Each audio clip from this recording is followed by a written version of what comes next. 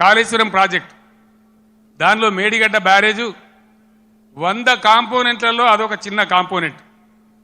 దాంట్లో కొంచెం ఇసుక జారి 2 పిల్లర్లు కుంగినాయి.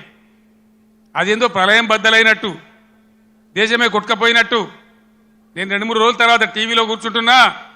ప్రతి ఇంటికి చేరుకొని చెప్తా కాళేశ్వరం సంగతి ఏందో, ఎందుకు గట్టినమో. కాళేశ్వరం పుణ్యమే కదా ఎంత బ్రహ్మాండంగా ఈ జిల్లాలో నీళ్ళు వచ్చినాయి. ఏ విధంగా మిడ్ మానేరు ఎల్ఎండి నిండి ఉంటుండే, ఏ విధంగా చెరువులు చెక్ డ్యాములు మత్తళ్ళు దుంకుతుండే. చాలా దుఃఖం కలుగుతూ ఉంది మనసుకు. నా కండ్ల ముందే ఇంత తొందరలోనే ఈ కరెంటు మాయం కావడం, రైతులు కళ్ళలో నీళ్లు పెట్టుకోవడం, సోషల్ మీడియాలో చూస్తూ ఉంటే అనేక చోట్ల రైతులు పొలాలు కాలబెడతా ఉన్నారు, గొర్రెలను మేపుతా ఉన్నారు, గొడ్లను మేపుతా ఉన్నారు. వాళ్ళు అట్లా నాశనం అవుతుంటే కూడా నేను పేగులు మెడలేసుకుంటా పండవేటి తొక్త డైలాగులే తప్ప రైతు సోదరులారా భయపడకండి. ఒకనాడు ఇదే ఎస్ఆర్ఎస్పీకి నీళ్ళు తక్కువ పడితే సింగూరు డ్యాంలో ఉంటే అక్కడి నుంచి తెచ్చి వరంగల్ దాకా ఇచ్చి కూడా పంటలు కాపాడిన సిఆర్ గారు నా పక్కనే ఉన్నారు. ప్రభుత్వం అంటే అట్లా ఉండాలి, దమ్ము ఉండాలి, ధైర్యం ఉండాలి, రైతాంగాన్ని కాపాడాలనే ప్రేమ ఉండాలి. ఆ ప్రేమ ఉంటే, ఆ సోయి ఉంటే ఇవాళ ఈ పరిస్థితి రాకపోవు. ఇంతసేపు కేసీఆర్ని మన బదనాం చేయొచ్చా, మేడిగడ్డ ఈ గడ్డ చెప్పి మన మన మన పనులలో ఒక పన్ను వదలవుతుంది.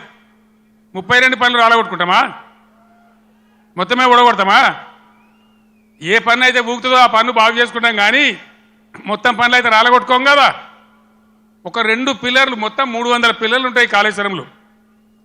అలా కలిసే నదుల మీద, ఉపనదుల మీద, మెయిన్ గోదావరి మీద 300 పైచిలకు పిల్లర్లు ఉండేటువంటి కాళేశ్వరం ప్రాజెక్టులో 2 పిల్లర్లు కుంగిపోయినాయని అది భారతదేశమే మునిగిపోతున్నంత బొబ్బ చేసి కేసీఆర్ మీద బదనాం పెట్టాలనే పద్ధతిలో ఇలా చిల్లర రాజకీయం చేస్తూ ఉన్నారు తప్ప మరి రైతుల మంచినీళ్ళు ఇలా మార్చి 10-12కే ఇట్లా ఉంటే రేపు ఏప్రిల్ మే నెలలో ఏం కావాలి మన గతి? ఏం కాబోతా ఉన్నది? ఏం జరగబోతా ఉంది? అందుకే ఇవాళ మళ్ళీ మీరు తప్పిపోయి దయచేసి నాయకులు, కార్యకర్తలు మీరందరూ కూడా వినోద్ గారు కోరినట్టు గ్రామాలలో చర్చ పెట్టాలి. ప్రతి బీఆర్ఎస్ కార్యకర్తకు, నాయకులు నేను విజ్ఞప్తి చేస్తా ఉన్నా, ఏ విషయం చూసినా కూడా వీళ్ళ వైఖరి సరి అయిన పద్ధతిలో లేదు. ఇప్పుడు వచ్చిన ప్రభుత్వం ఒక అంకుశంలాగా బీఆర్ఎస్ ఉండాలి. బీఆర్ఎస్ బలం తెలంగాణ బలం. ఎందుకంటే బీఆర్ఎస్ తెలంగాణ దళం, తెలంగాణ గలం. శాసనసభలో కానీ పార్లమెంట్లో కానీ అన్ని విధాల ఇటు రాష్ట్రాన్ని, కేంద్రాన్ని ఒప్పించి మెడలు వంచి బ్రహ్మాండంగా పని జరిగాయనంటే